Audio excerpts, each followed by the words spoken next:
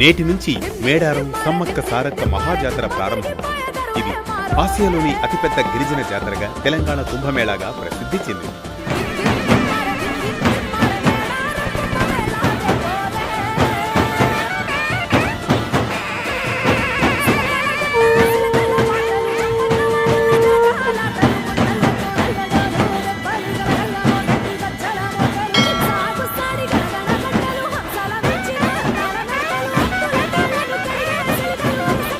ఇక్కడ దేవతలుగా కొలిచే సమ్మక్క సారలమ్మ, గోవిందరాజు, పగిడిద్దరాజులకు ఎలాంటి విగ్రహాలు ఉండవు. వెదురు కర్ర, కుంకుమ భరణలకే పూజలు నిర్వహిస్తారు. ఈ పూజలు కూడా ఆదివాసీ సంప్రదాయం ప్రకారం గిరిజన పూజారులే చేస్తారు.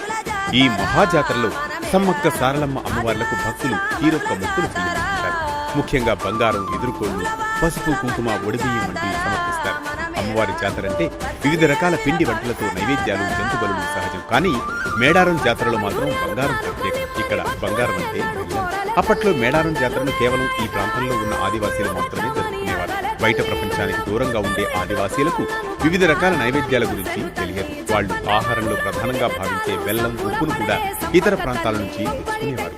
అది కూడా వారానికో నెలకో ఓ చోట సంతలు పెడితే కిలోమీటర్ల దూరం అక్కడికి నడిచి వచ్చి వాటిని కొనుక్కుని వెళ్లేవారు. ఉప్పు కన్నా బెల్లం ధర ఎక్కువ కావడంతో బెల్లాన్ని బంగారంగా భావించేవారు. అలా బంగారం బంగారం అని పిలవడం ఖరీదైందిగా భావించే బెల్లాన్ని అమ్మవార్లకు సమర్పించేవారు. అలా బెల్లాన్ని బంగారం అని పిలవడం, కోరిన కోరికలు నెరవేరితే మొక్కులు చెల్లించుకోవడంలో భాగంగా నిలువెత్తు బంగారం సమర్పించడం ఆనవాయితీగా వస్తారు.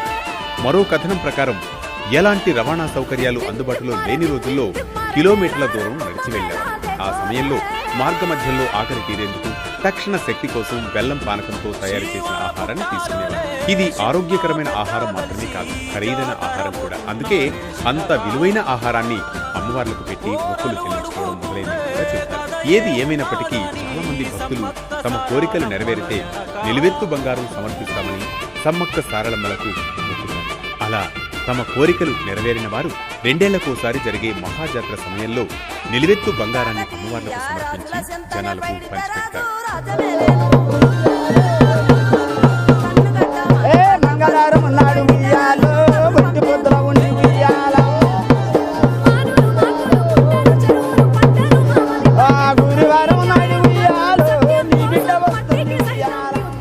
మేడారంకు వచ్చే భక్తులు తొలుత జంపన్న వాగులో స్నానం చేసి అక్కడ కొబ్బరికాయలు కొడతారు. తలనీలాలు సమర్పించేవారు అక్కడే తలనీలాలు సమర్పిస్తారు. జంపన్న వాగులో స్నానం ఆచరించిన తర్వాత భక్తులు అమ్మవారి దర్శనం చేసుకుంటారు. దేవతల గద్దెల మీద ఉండే పసుపును ఎంతో పవిత్రంగా భావిస్తారు. భక్తులు దాన్ని తమ ఇళ్లకు కూడా తీసుకెళ్తారు. మేడారంకు వచ్చే భక్తులు చాలా మంది కోళ్లు, మేకలను బలిచ్చి విందు చేసుకుంటారు.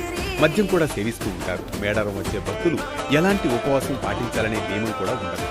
ఈ జాతరకు మహిళలు అన్ని సమయాల్లోనూ రావచ్చు.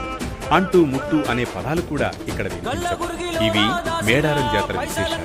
మరో భక్తి రాగం, ధర్మ దీపంతో కలుద్దాం రేపటి.